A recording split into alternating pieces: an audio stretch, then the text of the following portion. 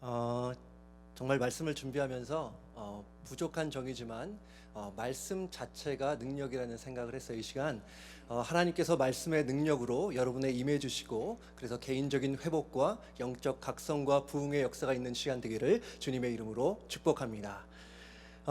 우리가 가진 성경은 참 다양한 진리를 갖고 있습니다. 어떤 진리는 정말 화사하고 밝아서 우리의 얼굴에 미소를 짓게 하는 진리가 있는 반면에, 어떤 진리는 좀 무게가 있어요. 우리를 숙연하게 하는 그런 진리가 있다는 것입니다. 오늘 함께 볼 전도서 9장 말씀은 성경에 나온 가장 무거운 진리 중에 하나라고 말할 수 있습니다. 전도서 9장 1절부터 6절까지의 말씀인데요. 먼저 주제를 말씀드리면 죽음에 대한 말씀입니다. 이 점 유념하시고 전도서 9장 1절부터 6절까지의 말씀 제가 읽겠습니다. 여러분들은 눈으로 따라 읽어주시면 되겠습니다. 이 모든 것을 내가 마음에 두고 이 모든 것을 살펴본즉 의인들이나 지혜자들이나 그들의 행위나 모두 다 하나님의 손안에 있으니 사랑을 받을는지 미움을 받을는지 사람이 알지 못하는 것은 모두 그들의 미래의 일들임이니라. 모든 사람에게 임하는 그 모든 것이 일반이라. 의인과 악인, 선한 자와 깨끗한 자와 깨끗하지 아니한 자, 제사를 드리는 자와 제사를 드리지 아니하는 자에게 일어나는 일들이 모두 일반이니 선인과 죄인, 맹세하는 자와 맹세하기를 무서워하는 자가 일반이로다. 모든 사람의 결국은 일반이라. 이것은 해 아래에서 행해지는 모든 일 중에 악한 것이니 곧 인생의 마음에는 악이 가득하여 그들의 평생에 미친 마음을 품고 있다가 후에는 죽은 자들에게로 돌아가는 것이라. 모든 산자들 중에 들어있는 자에게는 누구나 소망이 있음은 산자가 죽은 사자보다 낫기 때문이니라. 산자들은 죽을 줄을 알되 죽은 자들은 아무것도 모르며 그들이 다시는 상을 받지 못하는 것은 그들의 이름이 잊어버린 바 됨이니라. 그들의 사랑과 미움과 시기도 없어진 지 오래이니 해 아래에서 행하는 모든 일 중에서 그들에게 돌아갈 몫은 영원히 없느니라. 아멘. 제가 작년에 다큐멘터리를 하나 봤습니다. 법의관에 관한 내용이에요. 여러분, 법의관이라 하면 시신을 부검하는 사람을 말합니다. 예를 들어서 한 사람이 사망을 했어요. 근데 그 사망의 원인이 명확하지 않거나 그 정황이 의심스러울 경우에 검찰이나 아니면 가족의 동의하에 법의관이 부검을 하게 되는 거죠. 그리고 이렇게 부검을 하게 되면서 이 사망의 직접적인 원인이 무엇인지를 밝혀내는 것입니다. 근데 제가 내용을 보니까 이 다큐멘터리의 배경이 이 한국에 있는 국립과학수사연구원이었어요. 근데 제가 보면서 정말 깜짝 놀랐던 것 중에 하나는 이 국립수사연구원에 소속된 법의관들이 평균 잡아서 1년에 300구 이상의 시신을 부검한다는 것이었습니다. 정말 엄청난 숫자잖아요. 이 법의관들 입장에서는 매일같이 부검을 하고 매일같이 시신 앞에 서게 되는 거지 않습니까? 저는 그래서 그걸 보면서 이런 생각을 했어요. 많은 직업과 많은 직종이 있지만 이 법의관들만큼 죽음을 자주 접하는 사람은 없을 것이다. 물론 우리도 종종 가까운 사람의 죽음을 목도하고 보기도 하지만 매일같이 이 법의관들처럼 죽음을 보진 않잖아요. 아마도 그래서 그런지 이 법의관들이 하는 말들이 굉장히 무게가 있어요. 인상 깊은 얘기가 참 많았습니다. 대략 이런 얘기들이었는데요. 제가 그대로 옮겨볼게요. 부검은 죽은 자와의 마지막 대화이다. 또 이런 얘기도 있었어요. 죽은 자는 말이 없지만 죽은 자의 몸은 여전히 말하고 있다. 부검실은 죽은 자의 차디찬 몸에서 뜨거웠던 삶의 이야기를 들려주는 세상에 단 하나뿐인 공간이다. 또 이런 얘기도 했습니다. 삶과 죽음은 동전의 양면이다. 아무래도 죽음을 많이 접하다 보니까 죽음에 대한 많은 성찰을 하지 않을 수 없었던 거죠. 하지만 제가 이야기를 쭉 들어보면서 다른 한편으로 느낀 것은 한계가 있구나 하는 거예요.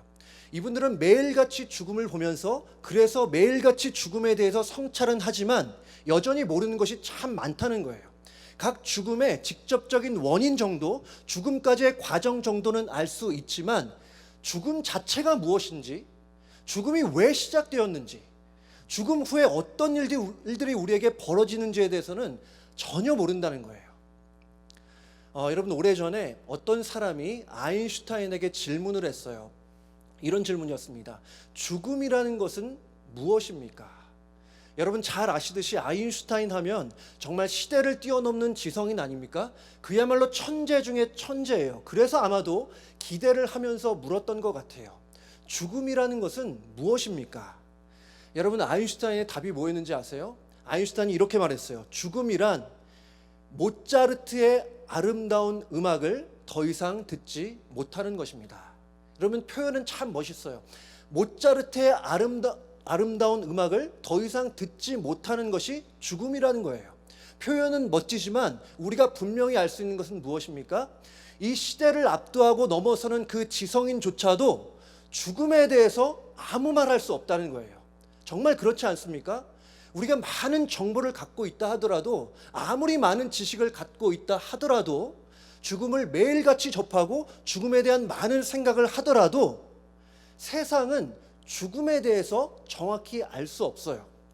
물론 세상 사람들도 아주 파편적인 죽음에 대한 지식들은 알 수 있지만 그거에 대한 어떤 확신이나 근거는 찾아볼 수 없습니다. 그냥 추측하는 거예요. 여러분 왜 이렇게 모를까요? 여러분 그것은, 죽음이라는 것은 하나님의 영역이라는 거예요. 하나님의 영역이기 때문에 세상 사람들은 알 수 없다는 것입니다. 여러분 사도행전을 보시면 이런 얘기가 나와요. 하나님은 모든 사람에게 생명과 호흡과 만물을 친히 주시는 하나님이시다. 그런데 만약에 생명과 호흡을 주시는 그 하나님을 모른다면 어떻게 죽음에 대해서 논할 수 있겠습니까? 여러분 그렇다면 죽음에 대해서 정확히 알 수 있는 사람은 누굴까요? 너무 당연하죠. 우리 그리스도인들에게 생명의 근원 되시는 하나님만이 죽음에 대해서 정확히 아시는 줄로 믿습니다. 그래서 여러분 오늘 전도서 본문은 그 하나님께서 우리에게 죽음에 대한 진리를 말씀하고 있습니다. 특별히 전도서 9장을 보면 죽음에 대한 많은 진리들이 있지만 오늘 3가지 정도로 보려고 하는데요. 우리가 함께 첫 번째로 볼 진리는 이 죽음이라는 것은 하나님의 주권 아래 있다는 거예요. 하나님의 주권 아래 있다. 여러분 1절 말씀에 이렇게 말씀합니다. 제가 봉독할게요. 이 모든 것을 내가 마음에 두고 이 모든 것을 살펴본즉 의인들이나 지혜자들이나 그들의 행위나 모두 다 하나님의 손안에 있으니 사랑을 받을는지 미움을 받을는지 사람이 알지 못하는 것은 모두 그들의 미래의 일들임이니라. 오늘 전도서 9장에서는 죽음에 대해서 말하고 있는데 이 죽음을 본격적으로 말하기 전에 전제하고 있는 게 있어요. 이 전제를 먼저 다루고 나서 죽음에 대해서 얘기하자는 거예요. 여러분 여기서 전제가 뭐겠습니까? 오늘 1절 말씀 보신 것처럼 죽음이라는 것은 하나님의 손 안에 있다는 거예요. 우리의 생명과 우리의 모든 인생이 하나님의 주권 안에 있는 것처럼 우리의 죽음도 하나님의 주권 안에 있다. 오직 하나님만이 결정하신다는 겁니다. 하나님의 손에 있다는 것은 하나님의 주권을 강조하는 표현이에요. 여러분 우리는 보통 어떤 질병이나 사고나 노안 때문에 사람들이 세상을 떠난다 생각할 수 있지만 그 모든 것 위에 하나님의 주권이 있다는 거예요. 우리는 눈으로 볼 수 없고 다 이해할 수 없더라도 하나님의 분명한 주권이 있다는 거예요. 근데 여러분 여기서 하나님의 주권이 있다는 것은 뒤집어 보면 무엇입니까? 나의 주권이 아니라는 거죠. 내가 결정할 사항이 아니라는 거예요. 내가 결정할 수 없기 때문에 그 죽음이 나에게 언제 오는지 어떠한 방식으로 오는지 우리는 알지 못하다는 거예요. 제가 한동안 매일같이 간절히 기도해 주던 아이가 있습니다. 제 조카예요. 한 4년 전에 한국에서 고등학생이었는데요. 제가 특별히 좋아하고 아끼던 조카였어요. 그래서 제가 미국에 살면서 언제든 미국 오라고, 방학이 되면 미국에 놀러 오라고 이렇게 말을 하곤 했습니다. 근데 문제는 그 아이가 백혈병에 걸렸다는 거예요. 저는 이전에 몰랐는데 백혈병이라는 게 악성 백혈병이 있고 그렇지 않은 게 있다더라고요. 근데 굉장히 안타까운 것은 제 조카는 악성 백혈병이었다는 거예요. 가끔 사진으로 모습을 봤는데 정말 사람을 못 알아볼 정도로 그렇게 삐쩍 말라 있는 모습을 봤어요. 그걸 볼 때마다 얼마나 마음이 안타깝고 기도가 간절해졌는지 몰라요. 그렇게 1년 정도 투병 생활을 하고 하루는 아침 일찍 새벽 기도를 마치고 있는데 한국에서 저희 어머니가 전화가 왔어요. 그러면서 하시는 말씀이 방금 전에 조카가 하나님의 품에 안겼다는 거예요. 여러분, 정말 어린아이가 세상을 떠났다는 거예요. 정말 그걸 듣고 얼마나 마음이 아프고 정말 눈물이 났는지 몰라요. 근데 제가 이 일을 겪으면서 다시 한번 느끼고 깨달았던 것은 뭐냐면, 하나님께서 우리를 언제 부를지 모른다는 거예요. 나이가 많고 적음을 떠나서, 우리가 평소에 건강 상태가 어떠했는지를 떠나서 하나님께서 우리를 언제 부르실지 모른다는 거예요. 왜 그렇습니까? 죽음은 하나님의 주권이기 때문이에요. 여러분, 우리의 모든 삶이 하나님의 주권 아래에 있는 것처럼 우리의 죽음도 하나님의 주권 아래에 있음을 믿으시기 바랍니다. 여러분, 이렇게 하나님의 주권을 믿는 사람은 자신을 의지하지 않아요. 자신의 힘과 노력과 수고로 무언가가 이루어질 거라고 그렇게 생각하지 않아요. 자신의 계획을 절대화시키지 않습니다. 오히려 하나님의 주권을 믿는 사람은 하나님을 바라봐요. 모든 것이 하나님께 달려있음을 믿기 때문에 하나님만을 의지하는 거예요. 비록 때로는 이해할 수 없고 그분의 뜻을 다 헤아릴 수 없다 하더라도 하나님의 선하심을 믿기에, 하나님의 주권을 믿기에 하나님께 자신의 시선을 고정하게 되는 것입니다. 저는 우리 모든 성도님들이 생명과 죽음의 주권자 되시는 그 하나님을 믿음으로 하나님을 바라보시는 우리 귀한 성도님들 되시기를 주님의 이름으로 축복합니다. 여러분, 우리가 먼저 봤던 것은 우리의 죽음이 하나님의 손 아래에 있다는 것이에요. 또한 우리 전도서 9장에서 볼 수 있는 두 번째 죽음에 대한 진리는, 죽음이라는 것은 선한 창조의 결과가 아니라 죄의 결과라는 것입니다. 오늘 3절 말씀 함께 보겠습니다. 3절 말씀 제가 봉독할게요. 모든 사람의 결국은 일반이라. 이것은 해 아래에서 행해지는 모든 일 중에 악한 것이니 곧 인생의 마음에는 악이 가득하여 그들의 평생에 미친 마음을 품고 있다가 후에는 죽은 자들에게로 돌아가는 것이라. 여러분, 뭐라고 하고 있습니까? 지금 죽음에 대해 이야기하면서 해 아래에서 행해지는 모든 일 중에 죽음이 악한 거라는 거예요. 그러니까 지금 죽음을 악이라고 표현하고 있어요. 그러면서 뭐라고 하죠? 인생의 마음에는 악이 가득하고 모두가 미친 마음을 품고 있다는 거예요.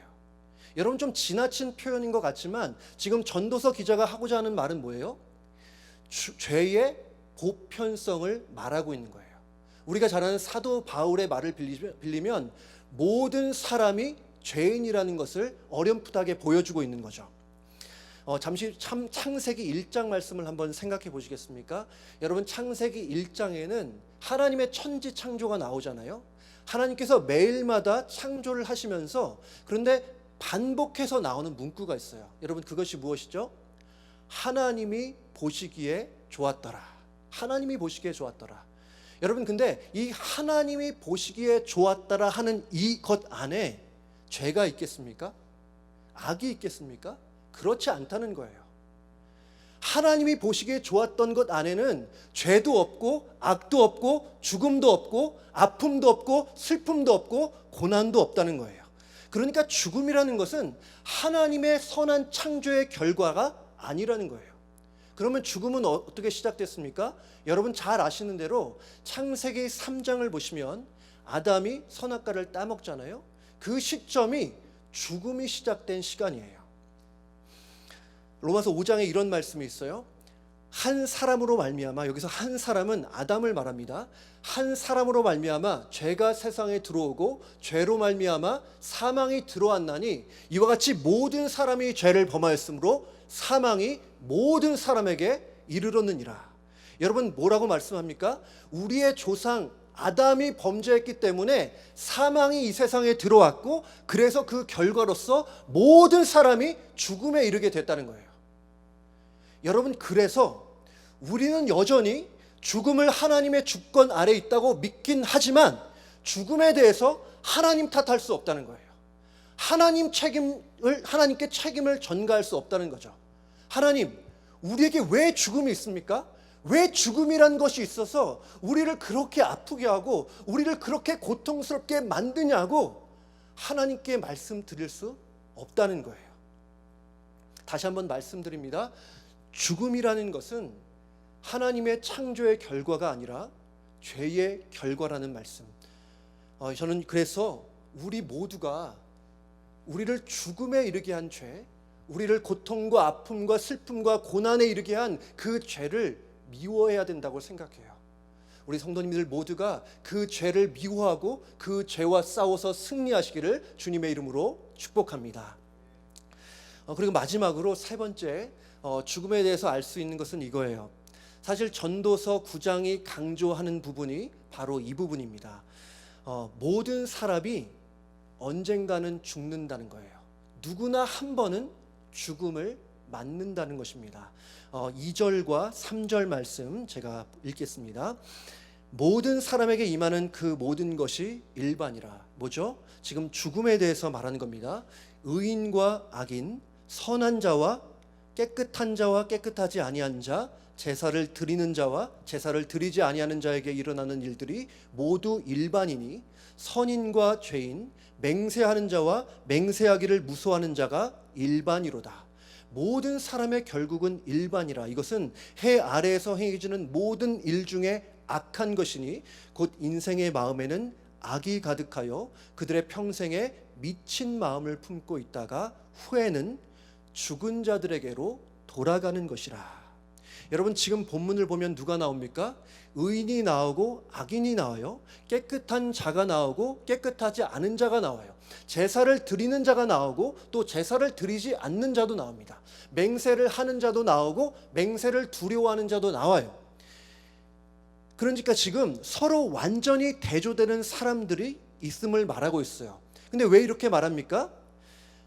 여기서 말하고자 하는 것은 삶의 내용이 다르고 삶의 모습이 다를지라도 결국에는 모두가 다 죽음에 이른다는 거예요. 물론 우리가 생각해 보면 예외도 있긴 있습니다.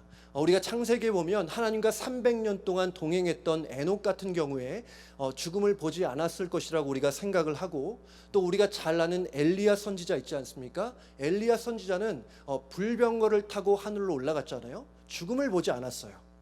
하지만 이거는 어디까지나 예외적인 일입니다. 하나님의 법칙은 분명해요. 죄가 있었기 때문에 모두가 다 죽음을 맞게 된다는 거예요.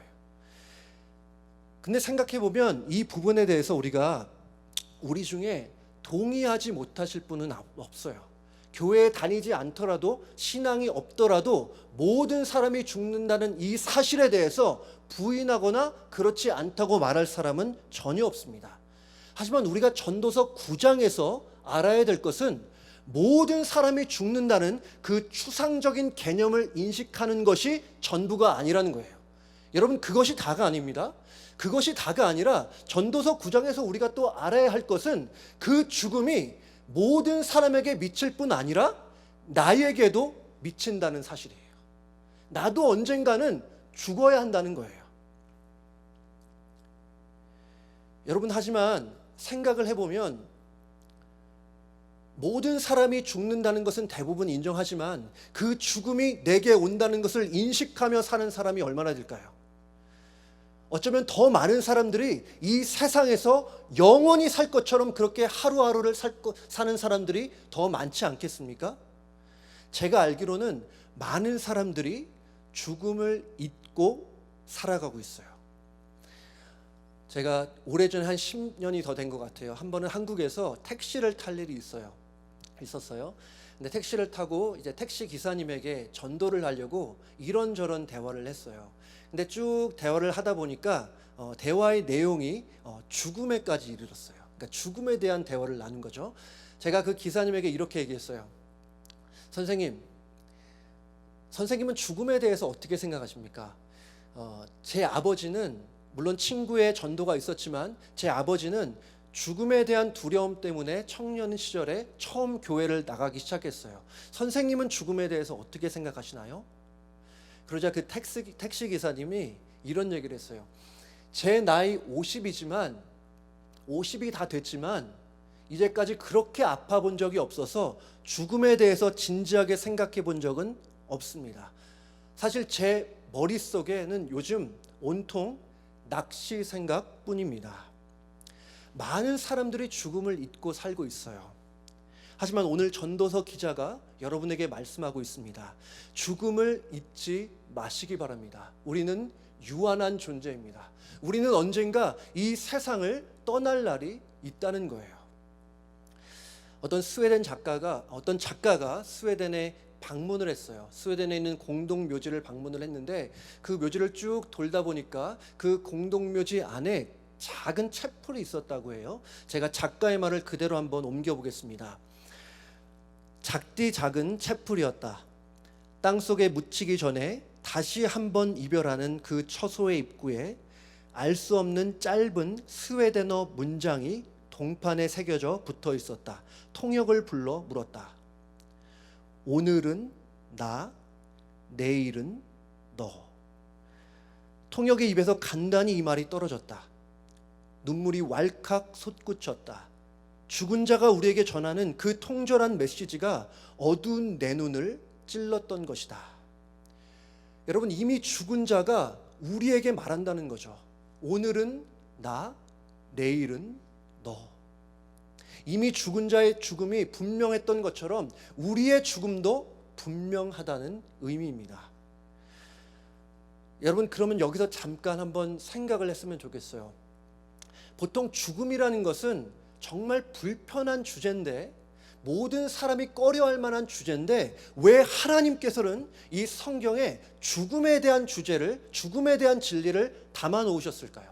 모든 사람이 죽는다는 그 사실은 누구나가 경험적으로 잘 알고 있지만 왜 하나님께서는 그 사실을 강조하고 있는 걸까요? 어차피 죽을 인생 편안히 살라, 즐기다 살라 이렇게 말씀하시는 거겠습니까? 그렇지 않겠죠. 아니면 어차피 죽을 인생, 우리의 인생은 그렇게 큰 의미는 없다 이렇게 말씀하시는 걸까요? 그것도 아닐 거예요. 그렇다면 왜 그럴까요? 왜 하나님께서는 그 불편한 죽음에 대한 진리를 이렇게 말씀하시고 계신 걸까요? 오늘 4절 말씀 함께 보겠습니다. 제가 읽을게요. 모든 산자들 중에 들어있는 자에게는 누구나 소망이 있음은 산 개가 죽은 사자보다 낫기 때문이니라. 여러분, 여기를 보면 두 가지의 동물이 나오죠. 하나는 개, 하나는 죽은 사자예요. 근데 여러분 잘 아시듯이 사자는 어떤 동물입니까?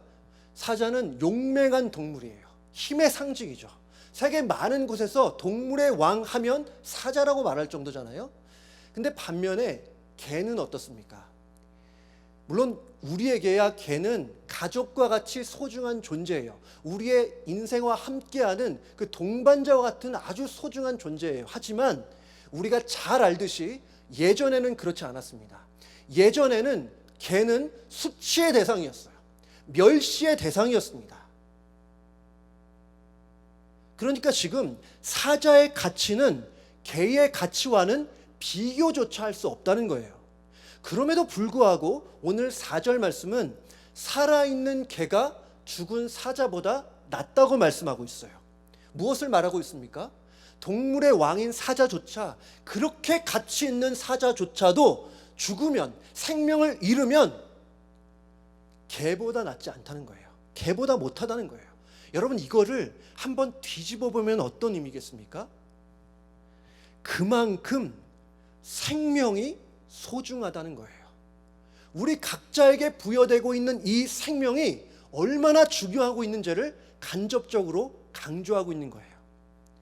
여러분, 또 이어서 5절에 뭐라고 말씀합니까? 5절 말씀, 산 자들은 죽을 줄을 알되 죽은 자들은 아무것도 모르며 그들이 다시는 상을 받지 못하는 것은 그들의 이름이 잊어버린 바 됨이니라. 뭐예요? 쉽게 말해서 죽음 이후에는 더 이상 기회가 없다는 거예요. 세컨 찬스가 없다는 것이죠. 뒤집어서 얘기하면 우리에게 주어진 인생은 단 한 번뿐이라는 거예요. 그렇기 때문에 우리의 삶은 무엇과도 비교할 수 없이 소중하다. 세상의 그 어떠한 보석보다 더 삶이 귀하다는 것을 말씀하고 있는 거예요. 여러분, 이게 중요해요.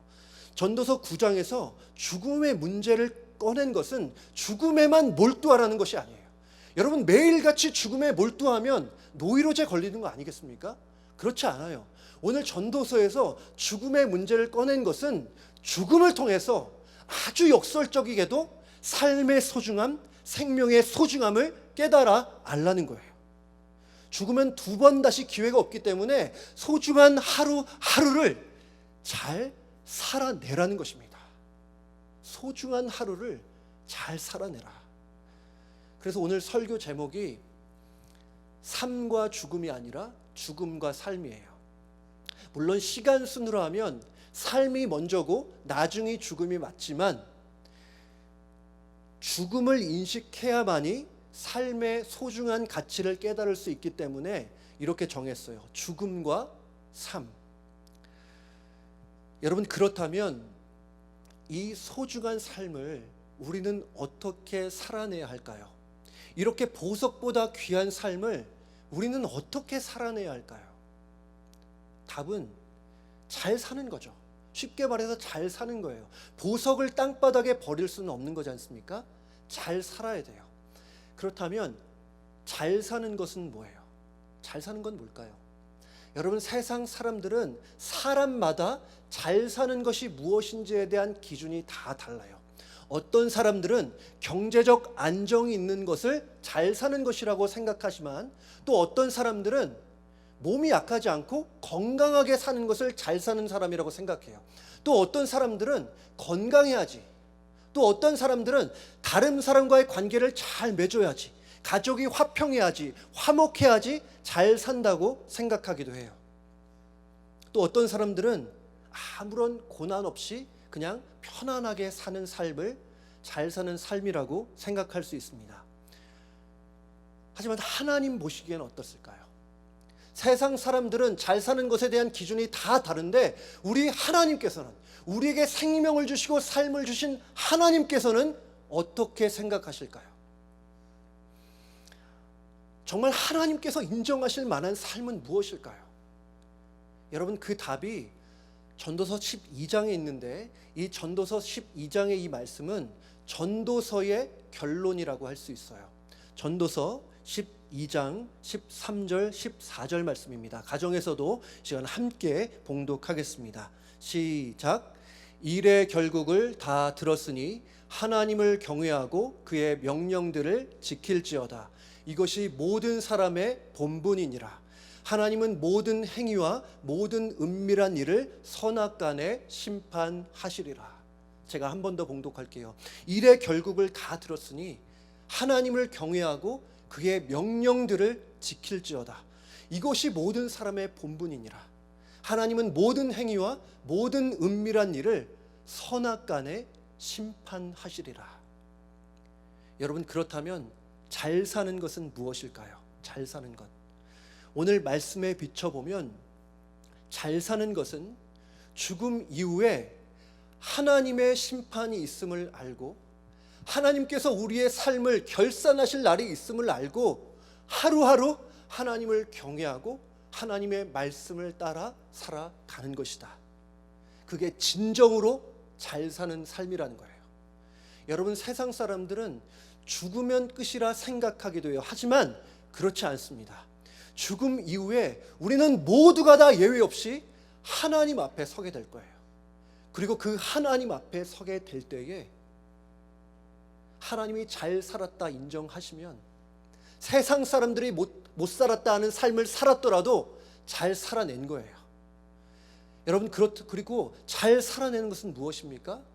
잘 살아내는 것은 오늘 말씀처럼 하나님을 경외하고 하나님의 말씀대로 살아가는 것이다. 저는 우리 모든 성도님들이 하루하루 주어진 소중한 삶을 하나님 앞에 잘 살아내시기를, 하나님을 경외하며 살아내시기를 주님의 이름으로 축복합니다. 저는 오늘 이 이야기 하나를 드리고 설교를 마치려고 그래요. 우리는 이렇게 살지는 말자는 의미에서 드리는 이야기입니다. 존 파이퍼 목사님이 쓰신 Don't Waste Your Life, 삶을 낭비하지 말라는 책에 나오는 이야기예요. 오래전에 리더스 다이제스트에 실린 기사인데요. 제가 그대로 읽겠습니다. 제목: 이른 시작, 이른 은퇴. 미국 북동부 지역에 사는 밥과 페니는 5년 일찍 은퇴를 하였다. 둘은 젊은 시절부터 돈을 모아 착실하게 은퇴를 준비하여 비교적 이른 나이에 은퇴할 수 있었다. 밥은 59세이고 페니는 51세였다. 그들은 따뜻한 플로리다 해변가에 집을 마련하고 매일같이 30피트의 트롤러 보트를 타고 유람하면서 소프트볼을 하고 조개 껍질을 줍는다. 그리고 자신들이 주운 각종 조개 껍질들로 온 집안을 멋있게 장식해 놓고 이웃을 초청하여 자랑하는 낚시로 살아간다. 여러분은 어떻게 생각하십니까? 여러분, 이런 삶이야말로 소중한 삶을 낭비하는 거예요. 이 보석같이 소중한 삶을 바닥에 던지는 것과 다름이 없어요. 어쩌면 이런 삶이 세상 사람들이 원하는 삶일지 모르겠어요. 세상 많은 사람들이 꿈꾸는 삶일지 모르겠어요. 하지만 이런 삶이야말로 낭비하는 거예요. 하나님께서 소중한 선물을 주셨는데 이런 삶이야말로 허비하는 거예요. 보석과 같이 귀중한 삶을 쓰레기통에 버리는 것과 전혀 다르지 않습니다. 만약에 이렇게 살다가 죽어서 하나님 앞에 서면 뭐라고 하겠어요? 너 어떻게 살다가 왔니? 뭐 하다가 왔니? 물으시는 그 하나님 앞에, 하나님, 보트 타다 왔습니다. 소프트볼 하다 왔습니다. 하나님, 저는 조개 껍질 줍다가 왔습니다. 어떻게 말할 수 있겠어요? 여러분 모두에게 정말 당부합니다. 우리에게 소중한 삶, 우리에게 주어진 소중한 삶을 낭비하지 마시기 바라요. 주님께서 소중한 시간을 우리에게 선물로 주셨다면 그 소중한 시간, 정말 하나님의 영광을 위해 살아야 되는 거 아니겠습니까? 정말 그의 나라와 그의 의를 위해서 살아가는 삶의 시간들을 하나님 내 삶에 채워야 되는 거 아니겠습니까? 코로나 때문에 많은 분들이 어려워요. 대부분들의 삶이 중단이 됐어요. 하지만 어려울수면 어려울수록 하나님 앞에 기도의 시간을 더 채워가야 되는 거 아니겠습니까? 코로나가 왜 왔는지 모르겠어요. 생각해봐도 잘 모르겠어요.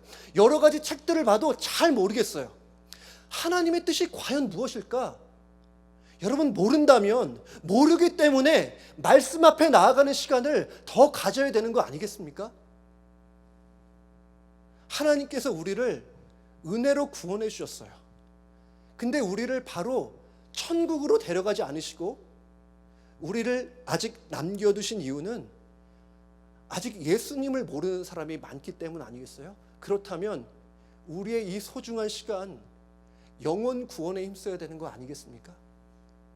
때를 얻든지 못 얻든지 복음을 전파하라는 하나님의 말씀대로 우리의 시간을 채워야 되는 것 아니겠습니까? 저도 이런 질문들을 생각하면서 정말 부끄러운 게 많아요. 하지만 저는 저와 여러분 모두 한 번 주어진 인생, 정말 살아도 주를 위해 살고 죽어도 주를 위하여 죽는 일사각오의 정신으로 살아가시기를 주님의 이름으로 축복합니다. 오늘 말씀을 정리하면 이래요. 저와 여러분 모두는 언젠가 죽음을 맞게 될 거예요. 근데 그 죽음까지의 우리의 삶은 하나님께서 허락하신 그 무엇과도 바꿀 수 없는 삶이에요. 소중한 삶이에요. 두 번 다시 오지 않는 삶입니다. 이 소중한 삶을 여러분 낭비하지 않고 허비하지 않고 하나님의 영광을 향해 불꽃같이 살아가는 우리 귀한 성도님들 다 되시기를 주님의 이름으로 축복합니다. 여러분 이 시간 말씀 생각하시면서 함께 찬양 드리길 원해요. 이 시간 나의 모습 나의 소유 함께 찬양하시겠습니다.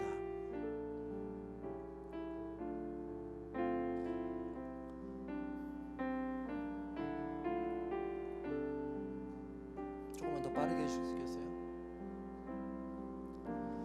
나의 모습 나의 소유 주님 앞에 모두 드립니다. 모든 아픔 모든 기쁨 내 모든 눈물 받아주소서. 우리 한번 다시 고백할까요? 나의 모습 나의 모습 나의 소유 주님 앞에 모두 드립니다. 모든 아픔 모든 기쁨 내 모든 눈물 받아주소서. 나의 생명 나의 생명을 드리니 주 영광 위하여 사용하옵소서. 내가 사는 날 동안에 주를 찬양하며 기쁨의 제물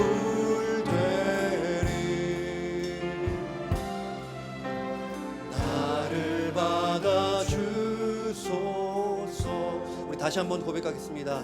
나의 모습 나의 모습 나의 소유 주님 앞에 모두 드립니다. 모든 아픔 모든 기쁨 내 모든 눈물 받아주소서.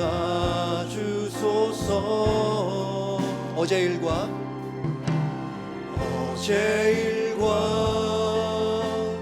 내일 일도 꿈과 희망 모두 드립니다. 모든 소망 모든 계획 내 손과 마음 받아주소서.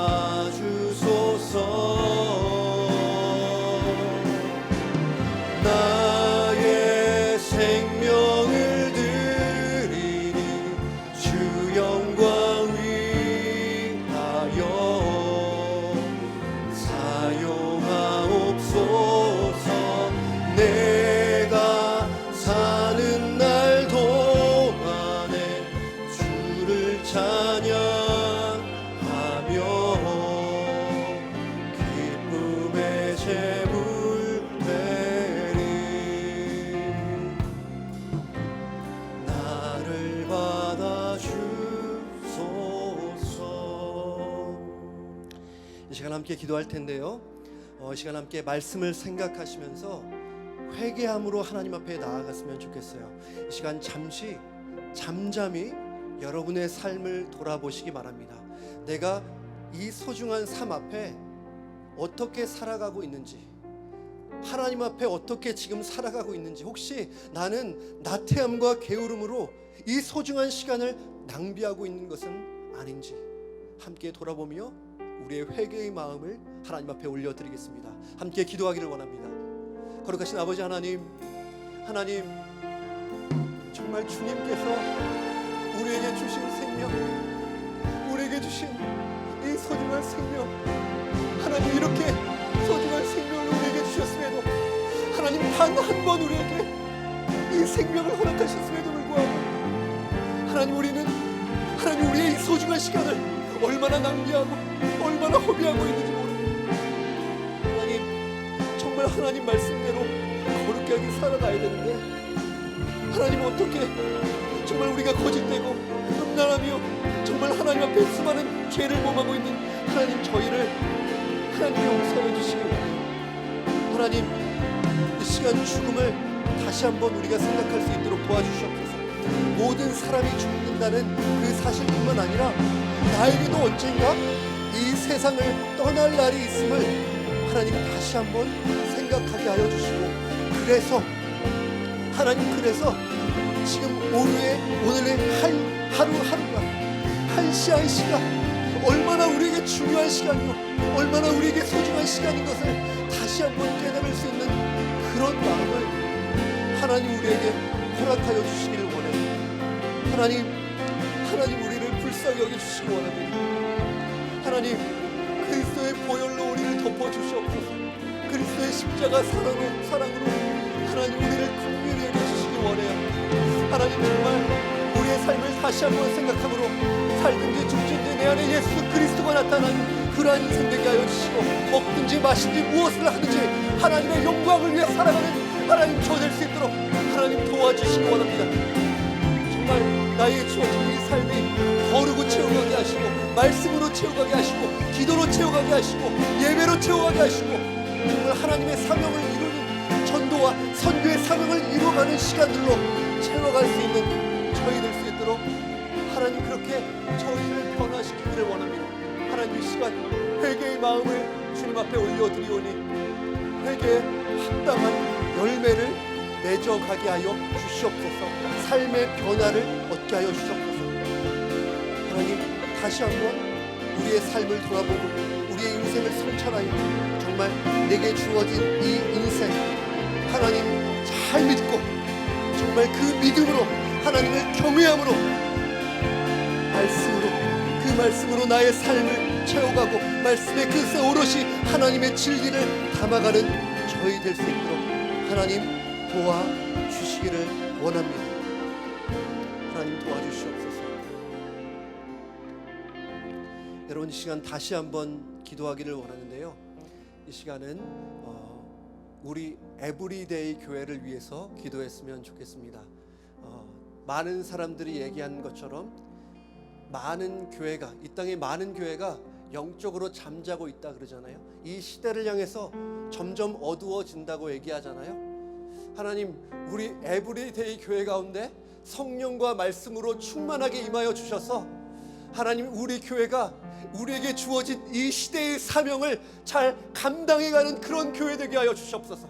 하나님, 주님 볼 그날에 잘하였다 칭찬 듣는 그런 에브리데이 교회 되게 하여 주시옵소서. 그것을 위해서 우리 담임 목사님과 교회 리더십들을 위해서, 우리 교회 성도들을 위해서 우리 함께 기도하시기를 원합니다. 기도하겠습니다.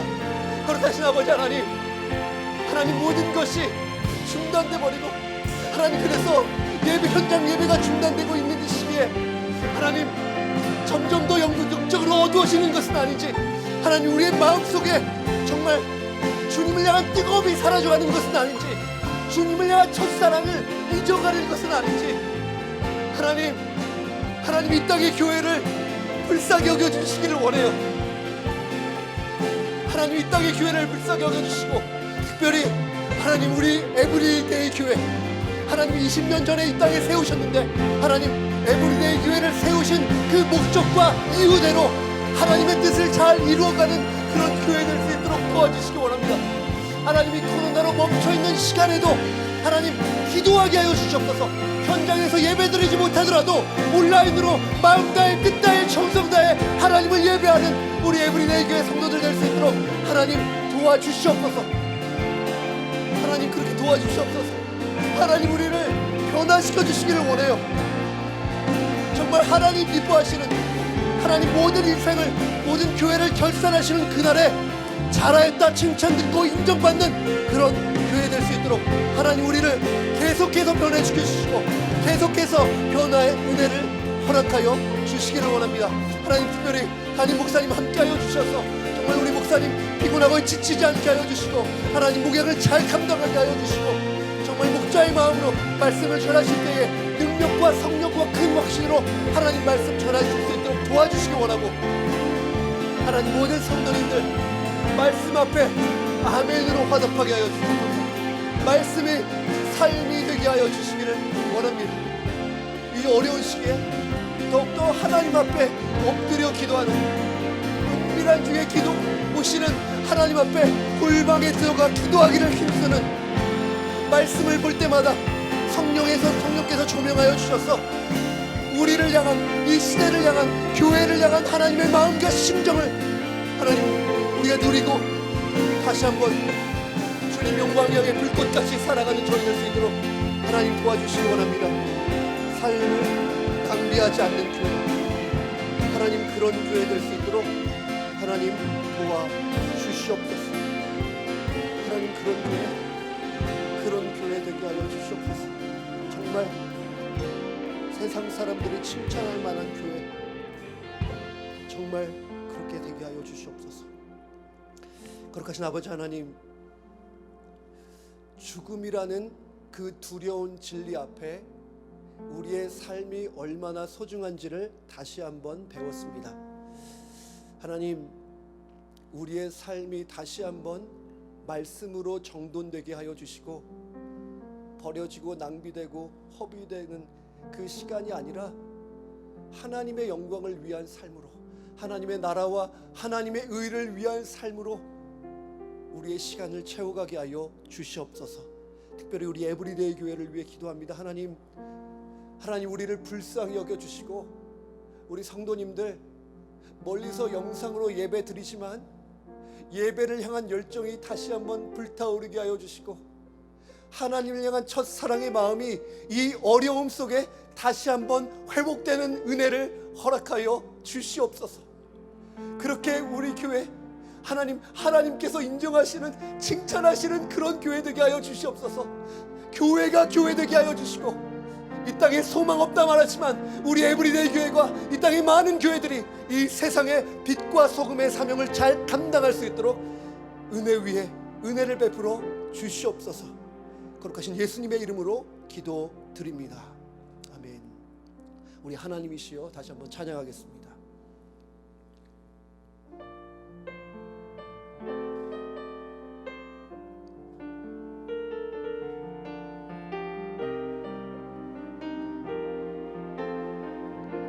하나님이시여,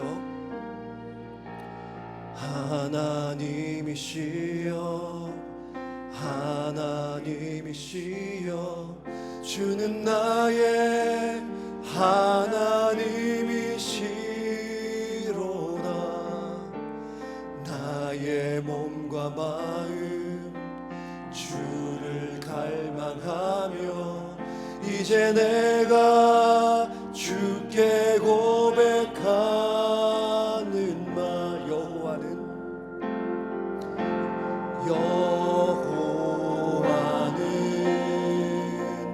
나의 힘이요, 여호와는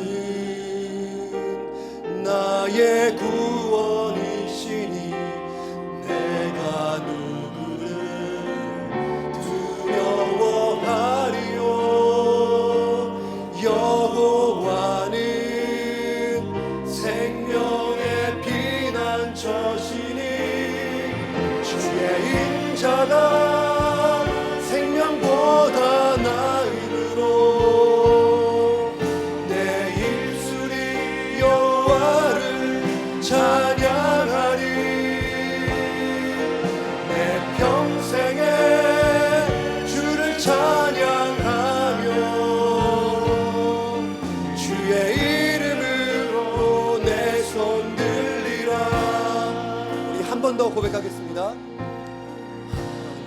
하나님이시여, 하나님이시여, 주는 나의 하나님이시로다. 나의 몸과 마음 주를 갈망하며 이제 내가 주께 고백하는 말, 여호와는 나의 힘이요, 여호와는 나의 구원이시니 내가 누구를 두려워하리요.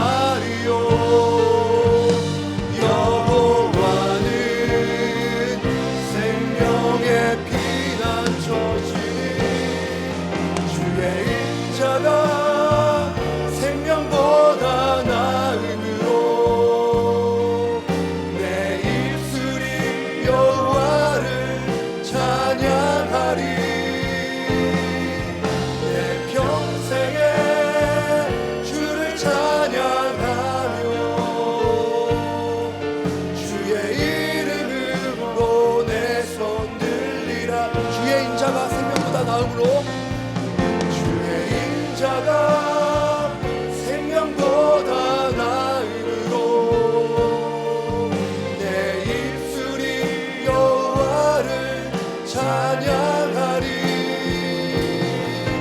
내 평생에 주를 찬양하며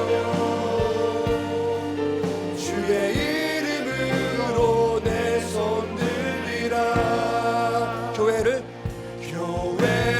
교회되게, 예배를 예배되게 우릴 사용하소서. 진정한 부흥의 날 오늘 임하도록 우릴 사용하소서. 교회를 교회되게, 교회를 교회되게, 예배를 예배되게 우릴 사용하소서. 진정한 부흥의 날 오늘 임하도록 우릴 사용하소서. 이 시간 다시 한번 기도하기를 원합니다. 이 시간 한 번 더 기도할 때는 우리 선교사님들을 위해서 기도했으면 좋겠습니다. 지금 이것도 상황이 좋지 않지만 우리가 선교사님들마다 어떤 상황인지 잘 모르지만 굉장히 어려운 상황이라고들 말씀합니다. 사역이 중단되신 분들이 참 많아요. 얼마나 마음 아프겠습니까? 우리 선교사님들 지금 이 시기에 낭망하지 않게 하시고 좌절하지 않게 하여 주시고 이 시간 다시 한번 예수 그리스도 안에서 새 힘을 얻게 하여 주시옵소서. 그래서 주님 오실 그날까지 중단치 않고 정말 하나님의 영광을 향해 동네마다 마을마다 그리스도의 몸된 교회를 세워가는 우리 귀한 성도님들, 우리 귀한 선교사님들 되게 해달라고. 또 하나는 우리 박민재 목사님 말씀하셨지만 레바논에 폭발 사고가 있었다고 합니다. 5,000명 이상의 사상자가 있었다고 해요. 하나님 그들을 위로하여 주시고 찾아가 주시고 만나 주시옵소서. 우리 함께 기도하겠습니다. 거룩하신 아버지 하나님, 우리 선교사님들을 위해 기도합니다. 하나님, 정말 이 어려운 상황 속에 많은 우리 선교사님들 좌절하지 않게 하시고 넘어져 하나님 슬퍼하고 하나님 눈물 짓기만 하지 않게 하여 주시고 하나님 함께 하여 주시고 정말 이 어려운 시기에 하나님이 함께 하신다, 하나님이 내가 너를 사랑한다는 그 분명한 확신 속에 다시 한번 일어날 힘을 허락하여 주시옵소서. 지혜를 주시고 피할 길을 열어주시고 이 어려움 정말 믿음으로 잘 감당해 날 수 있는 새 힘과 능력과 하나님께서 주시는 지혜를 허락하여 주시기를 원합니다. 하나님, 그래서 주님께서 우리에게 주신 하나님이 복음의 소명을 잘 감당해 나가는 우리 귀한 성도님들 될 수 있도록 도와주시기 원하고, 하나님 우리 교회가 정말 믿음으로 하나님 기도로 정말 물질로 후원할 때에 우리 선교사님들의 마음에 위로가 되게 하여 주시고 그들의 마음속에 다시 한번 복음을 향한 열정이 있게 하여 주시옵소서. 위로하여 주시옵소서. 위로하여 주시옵소서.